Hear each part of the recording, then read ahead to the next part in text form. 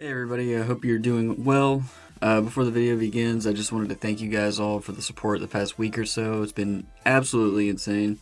So, again, thank you guys so much. I really appreciate y'all. It's good to be back. And just a little quick tidbit here. YouTube copyright claimed the Star Wars Lego stream, or the Lego Star Wars stream that we did. So I might just reduce those down to a video. If you guys still want to see me try to 100% it, just let me know. But that's all I wanted to talk about for the beginning of the video. Hope you guys enjoy. Alright, you guys know what I'm about to talk about in this video. So here recently, within the past like 24 hours or so, I was at Walmart with my friend, and per usual, we stopped by the game section, take a look around. Well, they had the Nintendo Switch 2 set up, like the little kiosk thing. And dude, I haven't seen that in years. I don't know if they did that when the first Switch dropped, I can't really remember. But I do remember when they did that for like the PS3 and maybe the Wii U.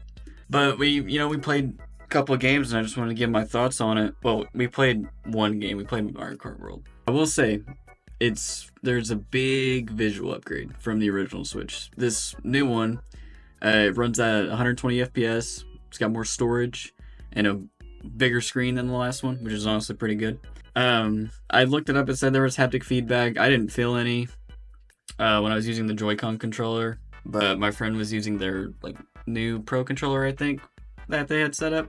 I'm not 100% sure if it just didn't go through because of the way it was set up, but I'm supposed to have haptic feedback, and me personally, since I've had the PlayStation 5, haptic feedback is one of the coolest things ever that's ever been added to gaming. I love that.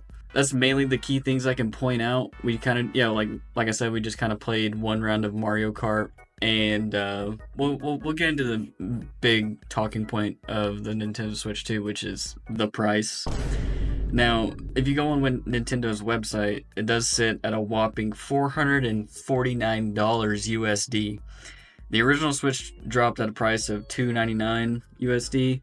Just for comparison, and I'm based in the US, so it could be priced different for other people and like other countries.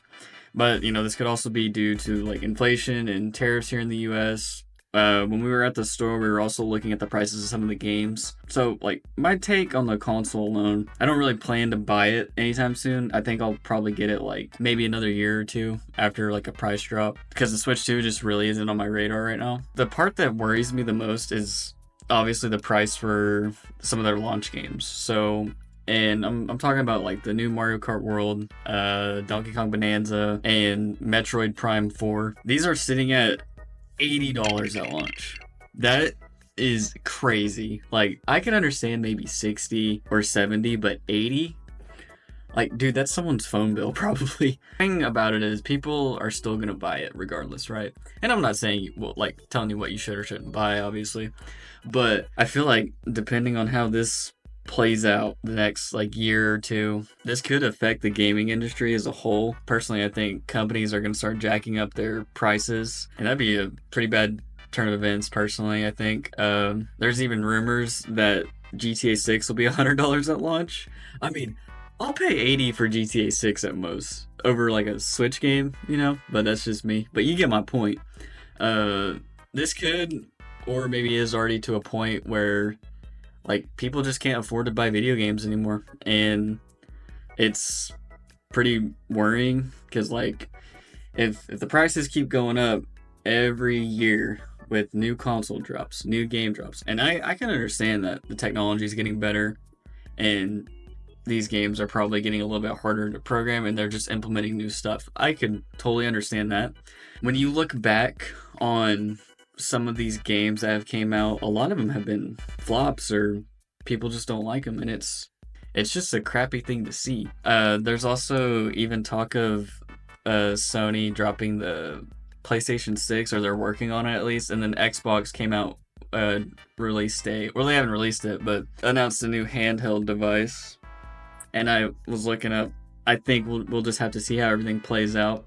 The prices for that, and I think it was sitting at $500. Personally, like I said, I probably won't be getting the Nintendo Switch anytime. The new one, the Switch 2, the one we're talking about, I won't be getting that anytime soon. But it is just a big visual upgrade. That's really all it is. It's got more storage, obviously, but that's completely up to everybody else what they want to do with their money. But I just wanted to talk about that because it was on my mind, and let me know what you guys think. What do you guys think about the gaming industry just getting more expensive? And do you guys plan on getting a Switch 2 anytime soon? But yeah, just let me know. This is a little quick video. Just wanted to make this because it was on my mind. But hope you guys have a good day.